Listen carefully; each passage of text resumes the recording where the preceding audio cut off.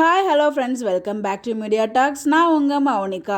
So promo பார்த்துட்டு நம்ம எல்லாருமே ரொம்ப கஷ்டத்தில் இருப்போம். அப்கமிங் ட்ராக்கில் வந்து ஒரு சில ஷூட்டிங்ஸ் பட் அப்டேட் வந்து கிடச்சிருக்கு. அது எல்லாமே கூட ஷேர் பண்ண நினச்சேன், ஆல்ரெடி நம்ம சொல்லியிருப்போம். பட் இன்னும் நம்ம வந்து பார்த்தீங்கன்னா இந்த வீட்டில் நடந்த பிரச்சனைகள், அதாவது ஆல் ஆர்டிஸ்ட் காம்பினேஷனில் தான் வந்து ட்ராக் வந்து மூவ் பண்ணியிருக்காங்க. ஆல்ரெடி நம்ம அப்டேட்டுமே கொடுத்துருந்தோம். இது ஃபுல்லாகவே வந்து நம்ம நிவின் அண்ட் யமுனா மூலியமாக தான் இந்த ட்ராக் வந்து ரிவியல் ஆகிருக்கு ட்ரூத்து.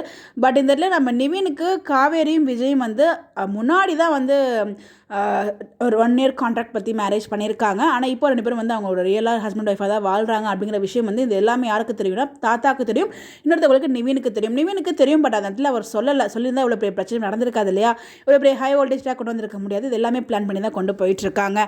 இந்த இடத்துல ஷூட்டிங் ஸ்பாட்டில் நம்ம விஜய் அண்ட் குமரன் 2 பேரும் கோமான ஒரு சட்டையை பிடிச்சிட்டு இருக்க மாதிரி ஒரு சீன் பார்த்துருப்போம். பின்னாடி வண்டிலாம் இருக்கு இல்லையா? மேபி உண்மையெல்லாம் தெரிஞ்சுட்டு சட்டையை பிடிக்கிறாரோ அப்படின்ற மாதிரி தான் நான் எதிர்பார்த்தேன் ஆக்சுவலாக அந்த ஃபோட்டோ ரிலீஸ் ஆனதுக்கப்புறம். ஆனால் இப்போ தான் தெரியுது அவங்க எதுக்காக ஆக்சுவலாக அந்த இடத்துல இன்றைக்கி ப்ரொமோலே வந்து நம்ம குமரன் வந்து விஜய் அடிச்சிடறாரு. அப்போ நம்ம விஜய் வந்து நார்மலாக ரொம்ப ஒரு மாதிரி சோகமாக தான் மூஞ்சி வச்சிருக்காரு, அந்த இடத்துல கோவப்படலை. ஆனால் ஷூட்டிங் ஸ்பாட் ஃபோட்டோவில் பார்த்தீங்கன்னா அது ஒரு ஃபோட்டோ ஒன்று ஷேர் பண்ணியிருந்துச்சு. அதில் நம்ம விஜயும் கோவமாக இருக்காங்க, குமரனும் கோவமாக இருக்காங்க. காவேரியை அந்த வீட்டிலேருந்து அழைச்சிட்டு போனதுக்கப்புறம் அந்த வீட்டை விட்டு வெளியே போகிறதுக்கு பிளான் பண்ணுவாங்கன்னு நினைக்கிறேன். அதனால தான் விஜய் கோவமாக இருக்க மாதிரி நான் நினைக்கிறேன். ஏன்னா பின்னாடி வந்து அந்த காலி பண்ணுவாங்களே, வீட்டை காலி பண்ணுறதுக்கு ஜாமான் ஏற்றுறதுக்கு அந்த குட்டியான இருக்குல்லையே, அது வந்து நின்றுட்டு இருக்கு. இங்கே நம்ம நிவின் வந்து தடுத்துட்டு இருக்காங்க. அப்போவாச்சும் நிவின் உண்மையை சொல்லுவாரா என்னன்னு நமக்கு தெரியல. இந்த இடத்துல நம்ம விஜயும் கோவமாக இருக்கார் இல்லையா? ஏன்னா இந்த இடத்துல நீங்கள் அவர் போக வேணாம்னு சொல்லியிருப்பாரு. அதை மீறி அவங்க வந்து போகிறதுக்காக போகும்போது கோவப்பட்டு 2 பேரும் வந்து ஒரு ஆர்குமெண்ட் மாதிரி போய் சட்டை பிடிக்கிற அளவுக்கு போயிருக்கும்னு நினைக்கிறேன். அந்த இடத்துல நிவினும் இருக்காங்க. பட் இன்னைக்கு எபிசோட் ப்ரொமோல வந்து அவங்க இந்த ரிலீஸ் ஆச்சு ப்ரொமோல நிவின் இல்லை, மற்ற எல்லாருமே வந்து இருந்தாங்க. இன்னொரு பக்கம் நம்ம தாத்தா மடியில் படுத்து செமையாக விஜய் வந்து எல்லாரும் இன்றைக்கி ப்ரொமோலையே செமையாக இருந்தால் அதே நம்மளால் பார்க்க முடியல.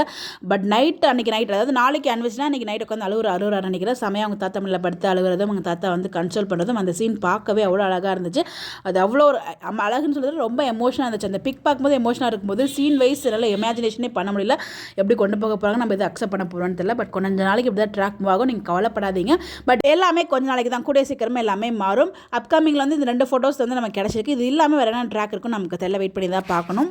இதை பற்றி நீங்கள் என்ன நினைக்கிறீங்க? ஸோ பிகாஸ் செப்பரேஷன் பற்றி சொல்லி உங்களுடைய கருத்துக்களை மறக்காமல் கமெண்ட்டில் சொல்லுங்கள். இந்த மாதிரி தெரிஞ்சுக்க நம்மளோட சேனலை ஃபாலோ பண்ணிக்கோங்க. Bye bye.